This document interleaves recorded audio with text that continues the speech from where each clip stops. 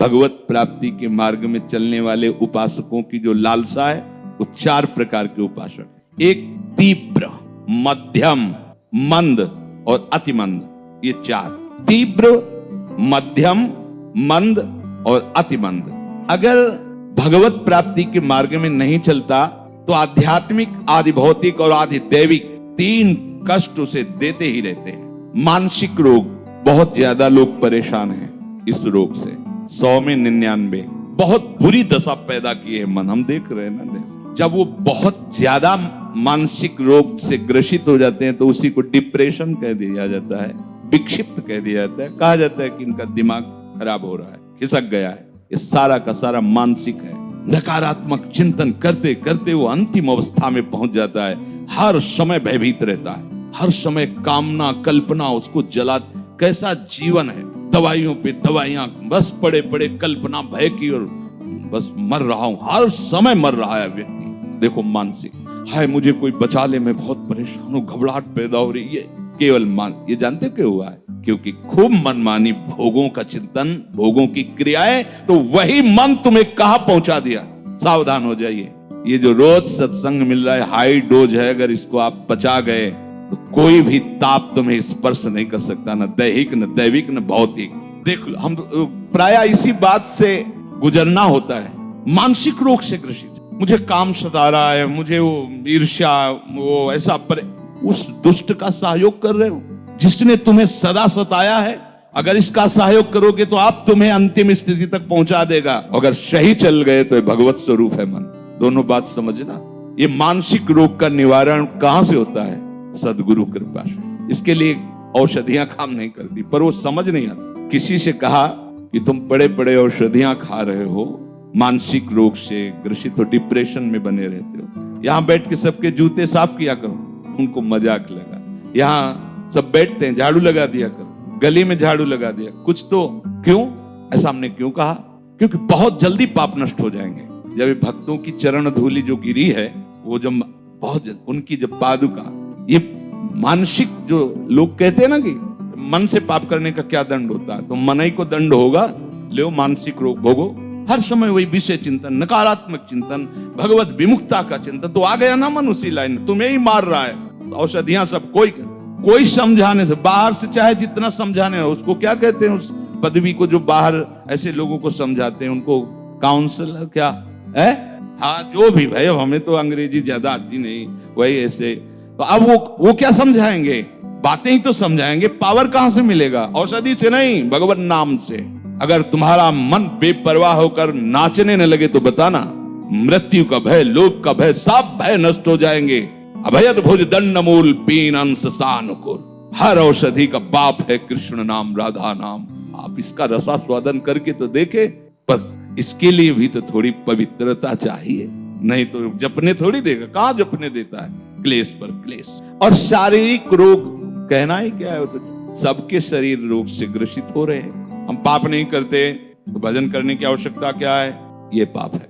भजन के लिए जन्म मिला, भजन नहीं किया ना, तो जिस मन और तन से तुमने भोगों को भोगा, उनका चिंतन, उनकी क्रिया की, उन्हीं को रोग से ग्रसित करके उन्हीं की आसक्ति तुम्हें जलाएगी और दुर्गति करेगी। देखो ना, अनावृष्टि, अतिवृष्टि, भूकंप, वज्रपात, एक्सीडेंट, दैव दुर्घटना, ये आदि दैविक, और दूसरे मनुष्य, भूत, प्रेत, प्राणी, राक्षस, कीड़ा मकुड़ा, सांप, बिच्छू, इनके द्वारा ये आदि भौतिक। इन 3 दुखों से कोई बच नहीं सकता।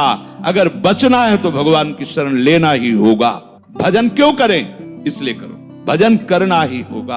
हमने एक काफी धनी आदमी से मिले, जब भ्रमण करते थे, कई गाड़ियां उनके साथ, एकदम बाबूजी रो पड़ेगा। कोई ऐसी सुख सुविधा नहीं जो ना हो, जब जो चाहे। फैक्ट्रियों के मालिक थे, कानपुर फैक्ट्री इलाका बहुत है, उनका जब जो चाहे वो मिलता है, पर हर समय हृदय जलता रहे, नींद नहीं आती, औषधि पे औषधि लेता हूँ, सब बड़ा परेशान हो गया हूँ। आपका नाम सुना था इसलिए आए यहाँ। वो हम कोई डॉक्टर थोड़ी, उनका सुना था कि आप, तो हम कहा लिखो, दवा लिखो। आज के बाद पर स्त्री से व्यभिचार नहीं करोगे, शराब नहीं पियोगे, मांस नहीं खाओगे, आप ये द्वैत क्रीड़ा, जुआ नहीं खेलोगे, नाम जपो इतने समय, और 10 बजे लेट जाओगे, 4 बजे जग जाओगे, नींद आवे ना आवे, 2-4 दिन आप ऐसा कर, कभी दोबारा जिंदगी में नहीं हमारी औषधि किसको पचेगी? कह रहे हैं कि जो परिग्रह मात्र को विष समझकर त्याग देता है, परिग्रह जो भोग अच्छा लगता है उसको समीप रखने की इच्छा होती है, परिग्रह मात्र को, समस्त भोगों को विष की तरह त्याग कर कैसे प्रभु का भजन निरंतर हो, ऐसी जलन हर समय बनी रहती, उसे तीव्र भगवत प्राप्ति की लालसा कहते हैं। तीव्र 4 प्रकार की बताई। सबसे श्रेष्ठ भगवत प्राप्ति की लालसा है कोई धर्म कर्म भोग सामग्री व्यक्ति मित्र किसी से मिलने की इच्छा नहीं, अब और कुछ करने की इच्छा नहीं, अब और कुछ भोगने की इच्छा नहीं, निरंतर भजन में डूबना। हम भगवत प्राप्ति की इच्छा नहीं कह रहे, निरंतर भजन में डूबना। हमारा केवल लक्ष्य हर समय प्रभु से जुड़े रहना, प्रभु वो शरीर की चेष्टा, मन की चेष्टा, बुद्धि की सबसे, इसे तीव्र लालसा कहते हैं। दूसरा मध्यम, बहुत जलन हो रही है मन में, शरीर रोग से ग्रसित हो गया है, परमार्थ में चलने में ही सुना है कि अब मंगल हो सकता है। भोगों का त्याग करना कहते तो हैं संत जन, तो भोग का त्याग कर देना चाहिए या रहते हुए वहीं भजन का अभ्यास करना चाहिए? ये बहुत चतुर है मन। देखो देखते हैं अभी तो घरे में रह के, जैसे सुना सत्संग में कि ऐसा भोग त्याग करने से ही शारीरिक मानसिक सब क्लेश नष्ट होते हैं, भगवत भजन करना चाहिए त्याग करके। तो त्याग करें या घर में रह के? घर में ठीक है। नहीं यार, त्याग तो करना ही पड़ेगा।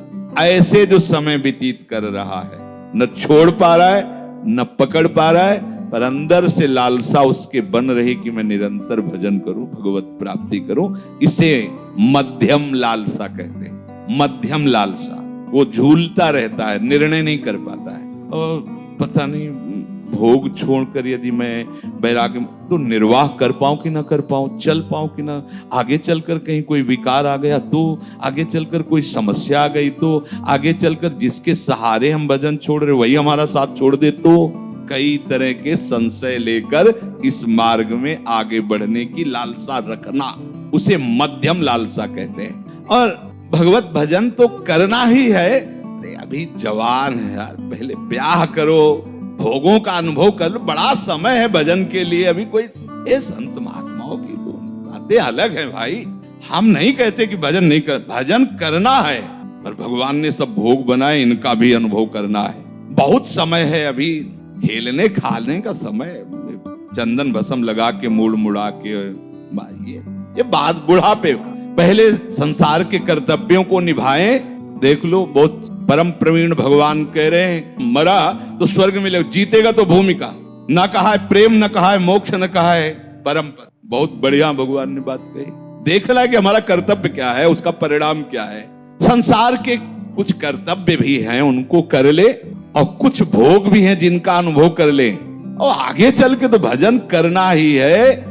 इसे मंद मुमुक्षा कहते हैं, मंद लालसा कहते हैं। अरे यार, अब हमसे तो कुछ होने वाला नहीं, भगवान जब चाहेंगे ना भजन करवा लेंगे। जैसे कोई है कि हो सकता है कभी कहीं हम खोद रहे हो और खजाना मिल जाए, कल्पना, रास्ते में जा रहे हो और हमें कोई ऐसी चेक मिल जाए, वस्तु मिल जाए, ऐसे ही वो सोचता है कि भोगते हुए जीवन जा रहा है, कभी भगवत प्राप्ति हो जाएगी। महत्व है, भजन का महत्व है, भगवत प्राप्ति का महत्व है, पर भोगों का राग इतना सुदृढ़ है कि उसे छोड़कर इधर चल पावे ऐसा नहीं।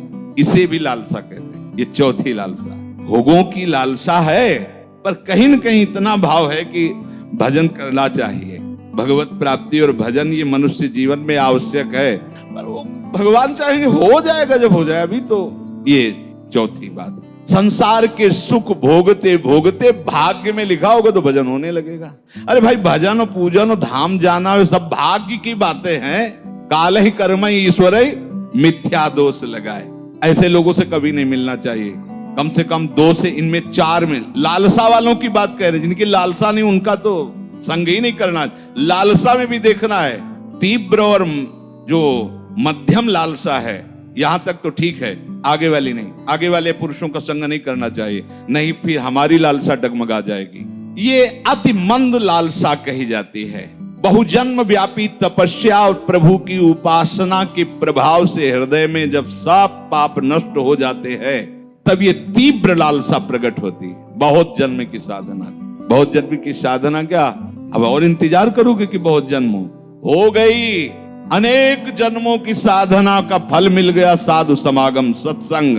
अब कोई जन्म नहीं, सत्संगति संसति कर अंत। अब हमारा समय आ गया है संसार से मुक्त होने का, भगवत प्राप्ति का। नहीं, ये संयोग ही न बनता। तीव्र इच्छा उत्पन्न होने पर यस्तु तीव्र मुमुक्षु स्यात् सा जीवन नेव मुच्यते।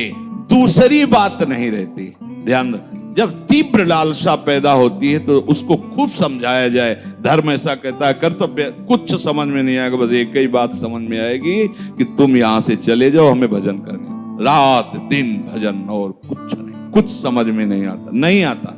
गुरुजन समझाते तो भी समझ में नहीं आता। जब काशी में आश्रम से हट करके घाट में आए तो सुबह गुरुदेव भगवान आए, दंड लिए, साक्षात नारायण देखा, साष्टांग प्रणाम किया, घाट में पुरजे ऐसे बन बैठ गए। क्या उद्दंडता कर रहे हो? क्या है ये? बिना बताए छोड़ के वहां से चले आए, क्या है ये? उनका महाराज जी आपसे तो कोई छुपाव है नहीं। बद्री नारायण जाने के लिए वहां कोई संगोष्ठी, कोई ऐसा था उत्सव, हृदय तैयार ही नहीं हो पा रहा था कि अभी हमें वस्तु की प्राप्ति नहीं हुई और मैं समाज ज्वाइन करूं और उत्सव ज्वाइन करूं, भंडारा ये सब। हमका महाराज जी आपसे हृदय की बात कहते हैं, हम घर से भागे थे भगवत प्राप्ति के लिए। अब जब तक हमारी समस्या का समाधान नहीं हो जाता, ये सब हमें बिल्कुल अच्छा नहीं। हम साथ चल रहे हैं तो महाराज हमें बिल्कुल अच्छा, आप आज्ञा भी करोगे तो हम असमर्थ हैं आपकी आज्ञा पालन करने। पता नहीं कौन सी सामर्थ्य जी जो उनसे बात करवा रहे। थोड़ी देर बैठे रहे तो उनका फिर ऐसा किया करो, आश्रम से भोजन ले आया करो, घाट में बने रहो। महाराज जी ऐसा भी नहीं हो सकता। जब हम सुबह आए थे तो महादेव जी की इच्छा से ऐसा हमारे हृदय में भाव आया कि आकाश वृत्ति से जीऊंगा। आकाश वृत्ति में तो जो प्रभु भेज देंगे, और घाट में रहूंगा, किसी के आश्रम में नहीं जाऊंगा, प्राण चाहे निकल जाए। तो कुछ मुद्राएं निकाल के देखी तो फिर यहीं से मंगा के खा लिया करना। हम 2-4 दिन में आते रहे। गुरु वात्सल्य सिंधु होते हैं, उनको समझ पाना बहुत कठिन। आपने कहा महाराज बस अब आप कृपा कर, उनको अब जैसा मनावे वैसा। नारायण नारायण प्रक्रिया में लगा कि गुरु जी नाराज है, लेकिन आपको सच्ची बताए वहीं काशी में ही जब आश्रम के संत आते मिलने तो बोले गुरुजी तुम्हारे कहते थे कि जीवन होना चाहिए तो ऐसा होना चाहिए। बोले तुम, और हजारों बार स्वप्न में आकर के गुरुदेव भगवान दुलार संन्यास मांग। यहाँ वृंदावन में भी गुरु तत्व वही स्वरूप में विराजमान है। तीव्र लालसा प्रकट होने पर दूसरी कोई बात सुहाए, सच्ची मानी कोई बात। अगर कोई हमारी तरफ प्रणाम करने की मुद्रा में आ रहा था, जिसे काशी में घाटों उठ के चल देना, बिल्कुल बात नहीं, वो स्वभाव ऐसा हो जाता, कुछ अच्छा नहीं, बस वो हाय हाय मचती हृदय में। कैसे कैसे मुझे कैसे बोध हो, मुझे कैसे समझ में आवे जो शास्त्रों में लिखा है कि हृदय में ही प्रभु, कैसे अनुभव हो। जिस उपाय से उसे प्यारे का मिलन संभव दिखता है, लोक परलोक या किसी की कुछ भी परवाह न करके वो उसी उपाय में लग जाता है। प्रिय मिलन की उत्कंठा उसे उन्मत्त बना देती है। प्रिय की प्राप्ति के लिए वो तान मान धन धर्म कर्म सभी का त्याग कर देता है।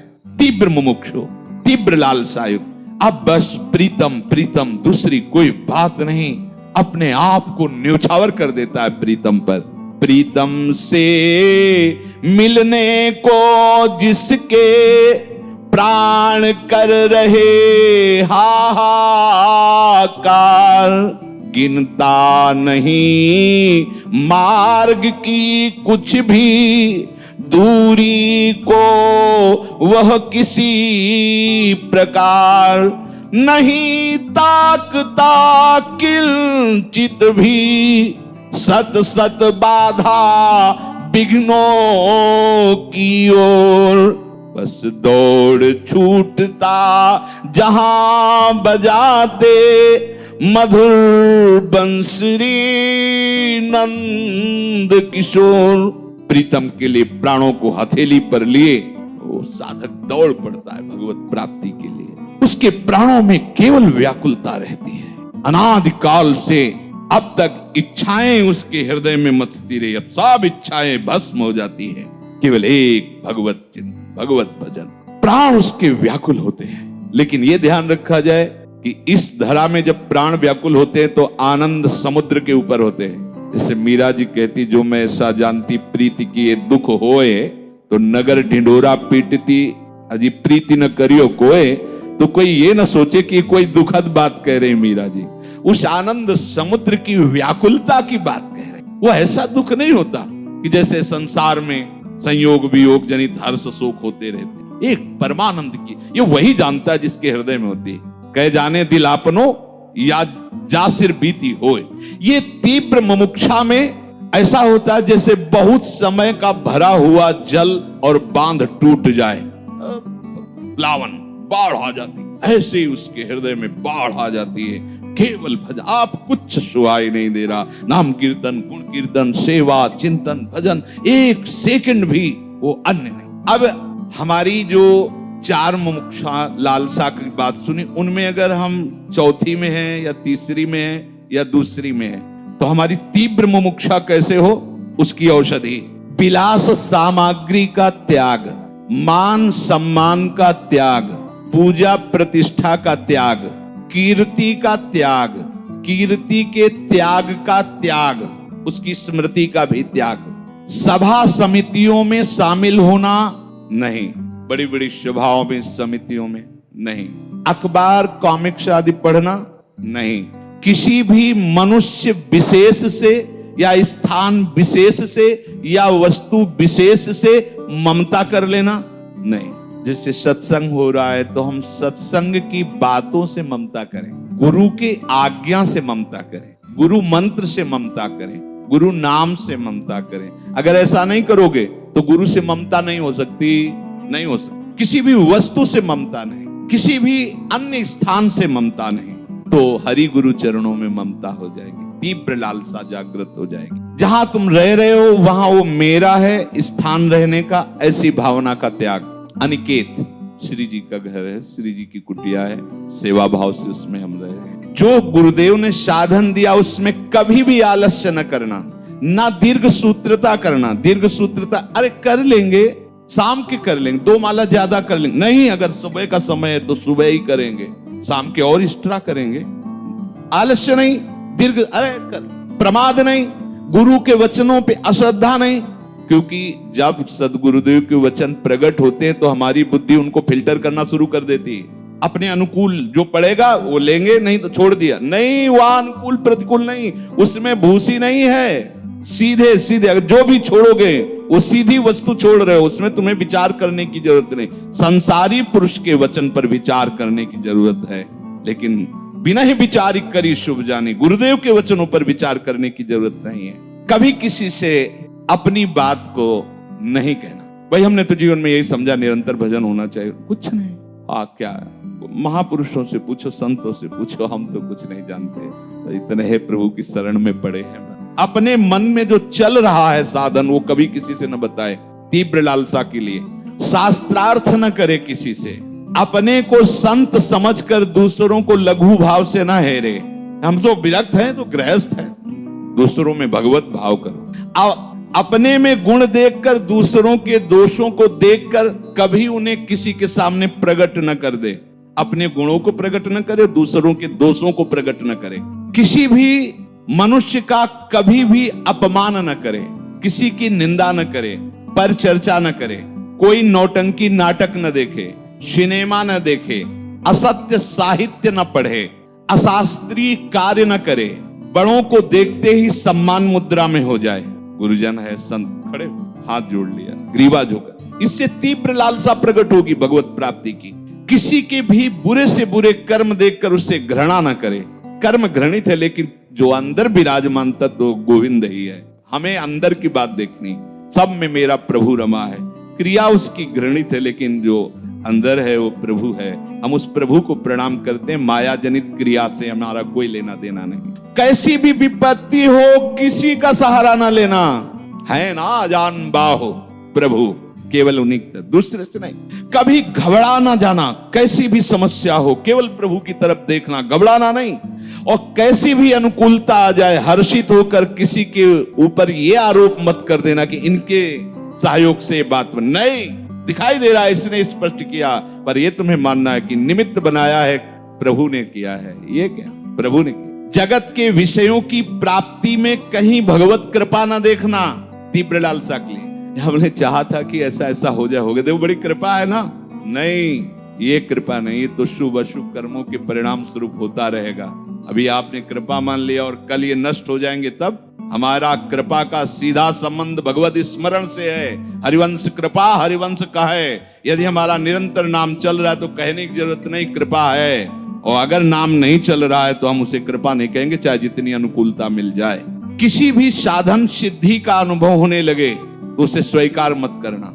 तुम्हारे मन की बात, ये बहुत छोटी छोटी बातें है। मन की बात जान ले, इसका नाम क्या है, कहां से आया है, क्या करने आया है। कभी इसका प्रयोग न करो, किसी को जानने न दे, अंदर ही अंदर इसे भस्म कर दे। प्रयोग नहीं करोगे तो अपने आप चली जाएगी। छोटी मोटी सिद्धियां आती रहती हैं भजन मार्ग के पथिकों में, वो गर्व नहीं करता। जहां देखा ऐसा, अच्छा बस उसका प्रयोग बंद, प्रयोग करना ही नहीं, वो खत्म हो जाएगी। जैसे मन तुम्हारे अंदर काम क्रोध प्रकट कर रहा है, उसकी बात सुनो मत, खत्म हो जाएगा।